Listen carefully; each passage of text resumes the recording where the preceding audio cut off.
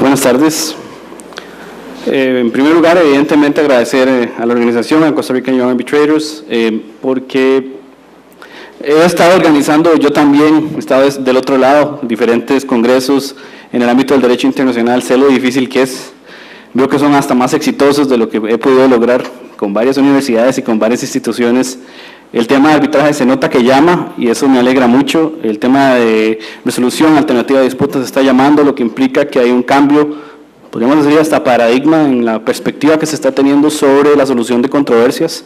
El hecho de que hoy tengamos tantas personas, no solo costarricenses, sino que nos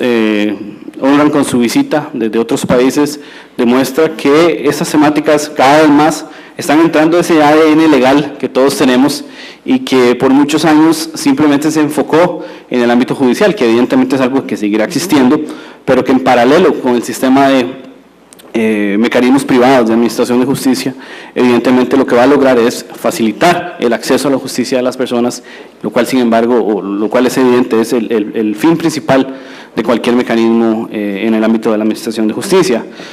El tema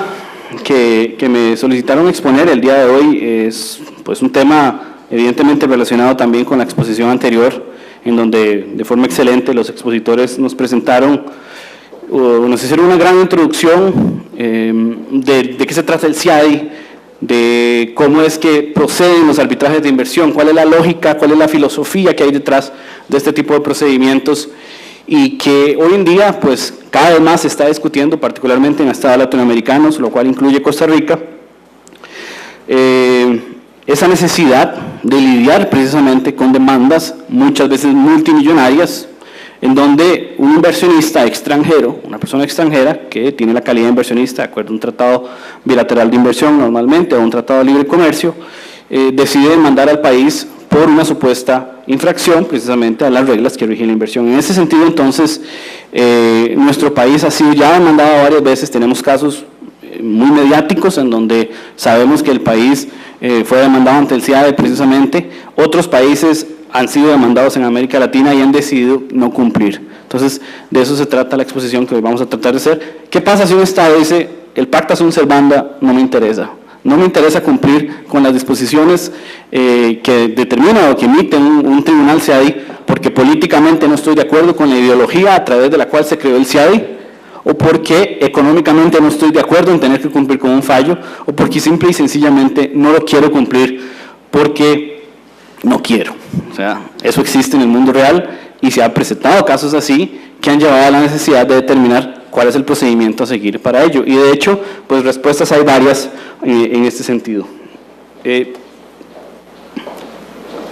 Lo primero es determinar entonces si es obligatorio el cumplimiento, o sea, si existe una obligación jurídica a la hora de haber firmado un tratado internacional. Esto lo digo,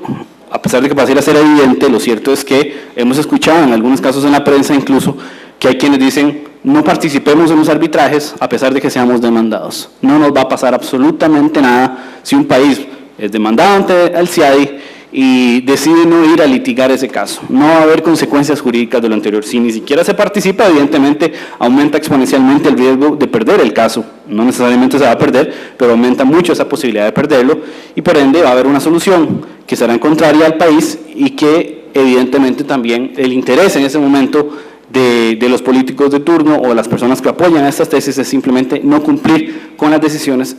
en las cuales se va a condenar a un Estado determinado. La obligación jurídica existe en el propio CIADI y Costa Rica la asume a través de la ley 7332. El tratado tiene una serie de reglas que permiten sin lugar a dudas definir que efectivamente existe esa obligación para el cumplimiento. Y no solo eso, sino que la obligación evidentemente también está para todos los países que son miembros del tratado, de manera tal que aquí ya empezamos a hablar de un panorama dentro del cual se generan obligaciones jurídicas internacionales en donde la posibilidad de una eventual ejecución, de un reconocimiento y ejecución de la decisión emitida por el tribunal que se forma al amparo de las reglas del CIADI va a poder ser reconocido ya no solo en el país que ha sido demandado, sino en otros terceros países en donde pudiesen existir inversiones generadas por ese Estado y que tuvieran bienes incluso en países extranjeros. Entonces el debate no se limita a una temática de reconocimiento y ejecución de decisiones en el propio país, sino también en todos los Estados miembros del CIADE que conforme con las disposiciones del tratado están obligados también a reconocer esas decisiones y a ejecutarlas eventualmente. Las reglas más importantes, hay pues muchas otras disposiciones que también podríamos ir tomando en cuenta, pero las reglas más importantes están en el propio tratado. En el Convenio de Washington, lo que se establecen en los artículos 53, 54 y 55, vamos a encontrar precisamente las reglas que vienen a regir el marco dentro del cual se va a presentar el reconocimiento, por un lado, y eso es importante ir definiéndolo desde ya, y por el otro lado, la ejecución. A pesar de que hay cierta confusión, tanto doctrinaria como en la propia jurisprudencia, lo cierto es que hay técnicamente una importantísima diferencia entre estas dos fases, que incluso a nivel de derecho interno, de derecho doméstico en los diferentes países, muchas veces no tenemos muy en cuenta. Claro está que la fase de reconocimiento normalmente se da a través de un procedimiento que se llama el exequatur. El exequatur existe en la mayoría de países latinoamericanos y es un procedimiento que tiene una serie de reglas, una serie de pasos que vamos a ver cómo se revierte en el ámbito del CIADE a un procedimiento simplificado en donde únicamente lo que debería prevalecer es un proceso de autenticación conforme a las propias reglas del CIADE, en donde la decisión emitida por el tribunal va a tener que ser reconocida automáticamente y posterior al paso de reconocimiento que ya le otorgaría efectos de cosa juzgada a la decisión, podemos proceder con el proceso de ejecución. Y ahí es donde está el problema de estos procedimientos que ahorita vamos a ver. Les cito aquí las normas para darles el contexto dentro del ámbito pues, académico en el que estamos. Sé que hay muchos estudiantes de Derecho y no conocen este tipo de disposiciones, porque es a partir de estos artículos que anteriormente he mencionado que vamos a encontrar precisamente la base fundamental dentro de la cual tiene que desarrollarse un procedimiento de ejecución, de reconocimiento y ejecución de estas decisiones. Claves en este punto, en el artículo 53, es que el auto será obligatorio para las partes y no podrá ser objeto de apelación ni de otros recursos, excepto en los casos previstos por la propia convención. O sea, la propia convención viene a establecer los mecanismos bajo los cuales se va a desarrollar la obligatoriedad en el cumplimiento del cumplimiento de los diferentes laudos que se emitan. Y aquí tomen algo en cuenta. El hecho de que tenga que existir un procedimiento de reconocimiento de ejecución no quiere decir que hasta ese punto se generen las obligaciones jurídicas para los estados. O sea, y tal vez Juan después va a explicarles un poco el caso argentino en donde se ha debatido esto también. La obligación jurídica internacional para el cumplimiento del laudo es inmediata una vez que el laudo está firme. El proceso de reconocimiento y de ejecución posteriores son simples mecanismos que se tienen que llegar a utilizar si evidentemente tenemos una parte que dice no lo quiero cumplir. Sin embargo, ese incumplimiento automáticamente, como les decía antes, genera responsabilidad internacional del Estado y eventualmente ese Estado, una de las opciones es que vaya a ser demandado a través del ejercicio de la protección diplomática ante la Corte Internacional de Justicia, aspecto que también prevé el convenio del CIADE, y tengamos un caso en donde lo que se buscó evitar inicialmente, que era tener que llegar al ejercicio de la protección diplomática, pueda terminar generándose la misma. O sea, tener que tener la intervención del otro Estado, del cual es el inversionista nacional, que quiera tutelar los intereses del inversionista frente a la Corte Internacional de Justicia, en un caso ya típico de derecho internacional público. Aunque es tan pequeñito, el artículo 54 es fundamental también en la lectura del marco jurídico entre el cual se desarrolla la obligatoriedad del cumplimiento de las decisiones CIADE. Y lo que les señalo subrayado es tal vez lo más importante. Todos los estados tienen que reconocer los laudos, como decía antes, son obligatorios, y deberá hacer ejecutar dentro de sus territorios las obligaciones pecuniarias impuestas por el laudo, como si se trata de una sentencia firme dictada por un tribunal existente en dicho estado. O sea, en primer lugar vemos que hay una diferenciación que se presenta. Lo que encontramos aquí es que por un lado se habla de decisiones pecuniarias, lo cual implica implícitamente que hay decisiones que pueden ser no pecuniarias, decisiones de restitución, por ejemplo, en donde lo que se obliga al Estado es hacer una cuestión distinta, no pagar directamente dinero líquido. Y lo otro es que el laudo se ejecutará, de acuerdo con las normas que sobre ejecución de sentencias estuvieran en vigor en los territorios en que dicha ejecución se presenta. O sea, aquí empezamos a ver que se da una diferencia importante, por cierto, entre la fase de reconocimiento y la fase de ejecución de los laudos CIADI. En cuanto a los laudos, la fase que le complica el panorama, también lo voy a mencionar posteriormente, es precisamente la fase de ejecución, porque es en ella en donde empieza a hablarse del principio de inmunidad soberana. Finalmente, el artículo 55, la otra norma que les mencionaba, y precisamente dice lo que anteriormente mencioné. Nada de lo dispuesto en el artículo 54 se interpreta como derogatorio de las leyes vigentes en cualquier estado contratante relativas a la inmunidad en materia de ejecución de dicho estado o de otro estado extranjero. O sea, que encontramos en el artículo 55 del CIADI un límite importante que van a encontrar los inversionistas para cuando el estado decida no cumplir con el laudo, someterse incluso a un proceso de reconocimiento, pero a sabiendas de que al no existir suficientes bienes o ser los bienes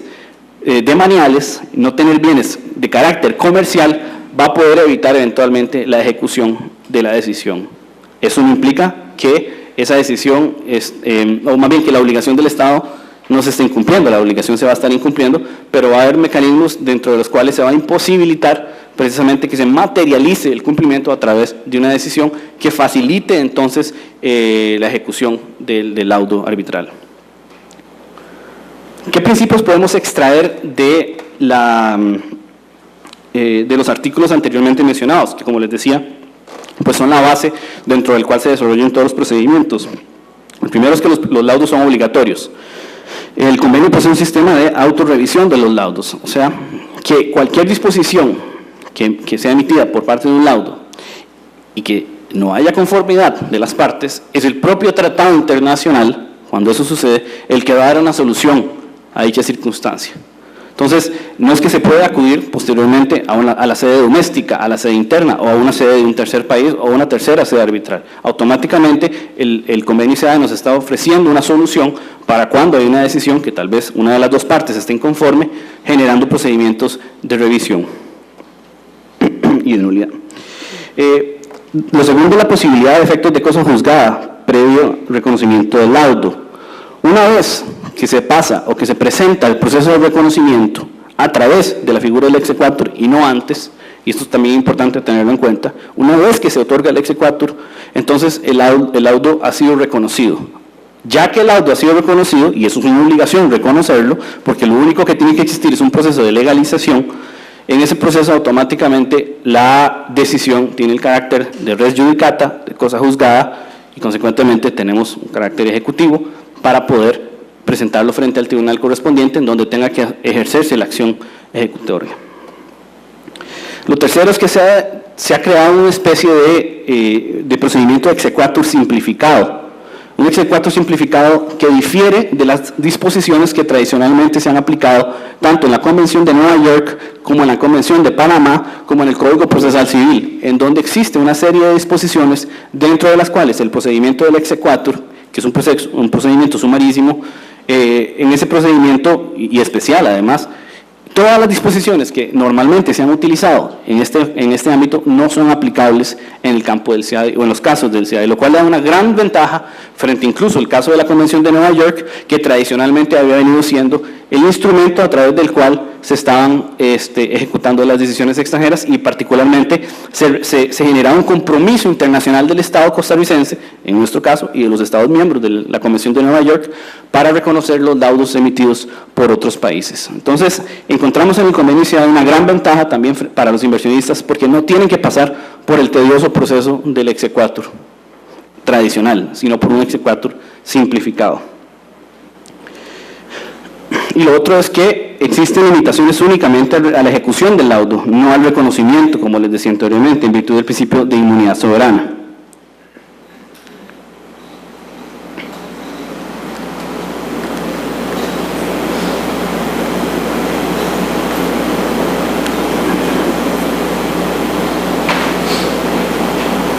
La inmunidad soberana no aplica para el laudo en sí. Una vez que el Estado se ha comprometido a arbitrar el proceso, no puede alegar esa inmunidad soberana para que no se arbitre. Tampoco se puede alegar para el cumplimiento del laudo. Por ejemplo, en el caso Mitchell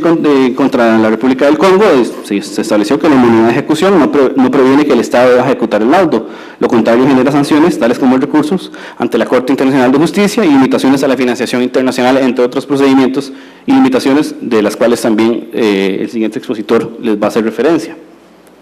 Segundo, el carácter de cosa juzgada, como les decía anteriormente, entonces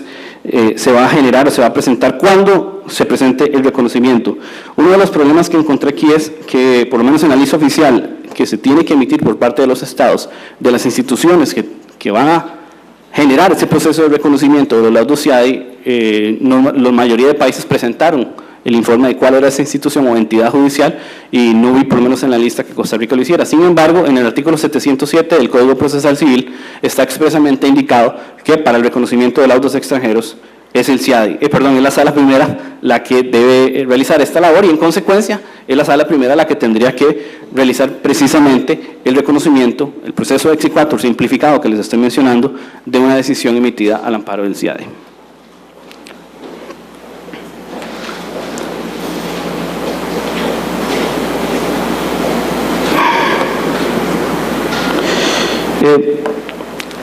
En esta materia del exequatur simplificado, el aspecto más importante que se ha venido analizando a nivel jurisprudencial, a nivel de derecho comparado incluso, y particularmente a nivel de doctrina comparada, es la importancia de que el juez costarricense, en nuestro caso, o el juez local que vaya a reconocer una decisión, no entre a revisar el fondo nuevamente. Esa revisión podría impedir, y en los trabajos preparatorios incluso se fue bastante consecuente en el debate que se tuvo con el resultado final que tenemos en el convenio CIADI, en donde no debe haber una intervención adicional de parte de los jueces locales, porque pueden perfectamente convertir en nugatorios los derechos que nacen para el inversionista en el proceso internacional ante el CIADI. Y hay una diferencia importante entonces que yo les había mencionado, que quería brevemente comparar con el proceso de exequatur que existe en nuestro país, por lo menos en el caso costarricense, para cualquier laudo tradicional. Dentro de ellos podemos ver que uno de los aspectos más importantes es el inciso 6, que dice que los laudos que se vayan a reconocer en el país no pueden ir en contra del orden público. La Sala Primera, en diferentes interpretaciones que ha hecho, o más bien en la misma interpretación que ha tenido en diferentes sentencias, constantemente ha interpretado que el aplicable es el concepto del criterio del orden público interno, lo cual, incluso lo he dicho en otras conferencias, es una interpretación errónea de parte de la Sala Primera, que confunde el concepto de orden público internacional, que de hecho es el aplicable. En todo caso, ni el orden público internacional, ni el orden público nacional o interno, ni el orden público transnacional, que es otro concepto que se está utilizando actualmente, son aplicables para los casos del CIADI. Cuando hay un laudo del CIADI, no aplica el concepto de orden público interno o la excepción del orden público interno para evitar el cumplimiento de ese laudo. O sea, y pongámoslo en concreto, si a Costa Rica lo condenan en alguno de los casos que estamos en este momento siendo demandados y quiere ejecutarse aquí esa decisión, en el proceso de reconocimiento previo, que nuevamente es una fase anterior a la ejecución, no puede alegarse por parte de los jueces de la Sala Primera o los magistrados de la Sala Primera el criterio o la excepción del orden público. El laudo debe reconocerse y el laudo posteriormente debe ejecutarse.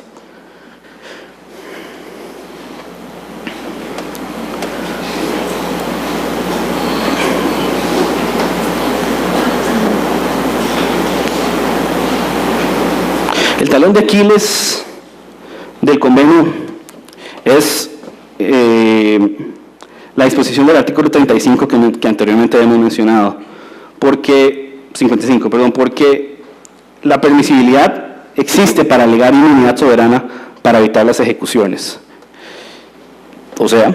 que es el propio instrumento internacional el que establece esta excepción o esta posibilidad. De ahí que si llegáramos a esa fase y hay un Estado rebelde que no quiere cumplir con la decisión,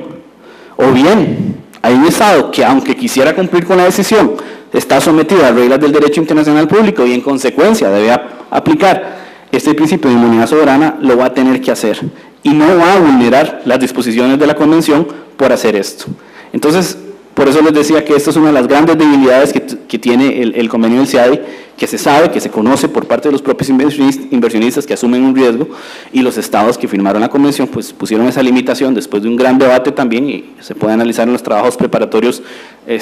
muy interesante las diferentes posiciones que se emitieron al respecto, pero lo cierto es que este instrumento finalmente termina por generar una gran limitación a los inversionistas para los casos de estados rebeldes. Estados rebeldes me refiero a estados que no quieran cumplir con una decisión. Hay casos de alta relevancia en esto: LEDCO contra Liberia, SUABI contra Senegal, AIG contra Kazajistán, en donde precisamente se demostró, entre otros, la gran dificultad a la hora de ejecutar decisiones del CIADI en países que no son el país receptor de la inversión, o sea, que no son el país que fue condenado. Ahí abajo está ya la clave de otro tema que también salió a partir del análisis que se hace en estos arbitrajes, que es la diferencia entre bienes estatales públicos y bienes estatales, entre comillas, comerciales, podemos decirlo también de uso no público. Y es ahí en donde la línea actual del desarrollo doctrinario y posiblemente jurisprudencial se va a ir en los próximos años, particularmente con el gran incumplimiento que preveo se va a dar de varios laudos CIADI aquí a los próximos 5 o 6 años. Hay bienes que los estados poseen, que son bienes demaniales, un parque nacional, que evidentemente no pueden ser embargados, pero hay bienes que no son de uso público. Esos bienes, o en esos bienes es donde el debate parece estar llevándonos a la posibilidad de efectivamente generar la posibilidad de un embargo eventualmente. Y con ello voy cerrando mi participación, porque es un tema que podemos hacer un paralelismo con el concepto de embargabilidad de los bienes también, que en Costa Rica se ha desarrollado, no solamente para procesos internacionales, sino también para procesos domésticos. Y efectivamente se ha llegado a esa misma conclusión que en el derecho internacional hoy en día también se está debatiendo: la existencia de patrimonio no afectos a un uso o servicio público y bienes de dominio público. 2 tesis que rápidamente se las menciono: la del Tribunal Contencioso Administrativo, la sentencia 5203, en donde se habla de una tesis en donde los bienes públicos simplemente no son embargables. Otra tesis que sí permite la embargabilidad, como pueden ver al final, dicen: no todos los bienes muebles pertenecientes al Estado gozan de la condición excepcional de ser considerados como bienes públicos, y de hecho al final se genera un embargo. La tesis prevalente, sin embargo, es la primera todavía en nuestro país. Así que el inversionista que tenga que enfrentar un Estado rebelde, a un Estado que no quiere cumplir, definitivamente se va a encontrar que va a tener importantes dificultades. Sin embargo, creo que esa luz que hay en el camino para los inversionistas es precisamente la existencia de los bienes públicos o bienes estatales embargables, que si se llega a permitir que estos bienes embargables además se salgan de esa estricta interpretación del concepto de inmunidad, va a permitir precisamente un mejor desarrollo del derecho arbitral de inversiones, y va a hacer que los estados también se cuiden más a la hora de realizar tratados de inversión y a la hora de tratar a los inversionistas en sus diferentes países. Creo que con esto, por lo menos, les presento un poco, unas pinceladas de a cómo se está desarrollando el tema del incumplimiento de los laudos del CIADI cuando un Estado decide simplemente que no quiere cumplirlo, y las consecuencias que esto puede llevar. Muchas gracias.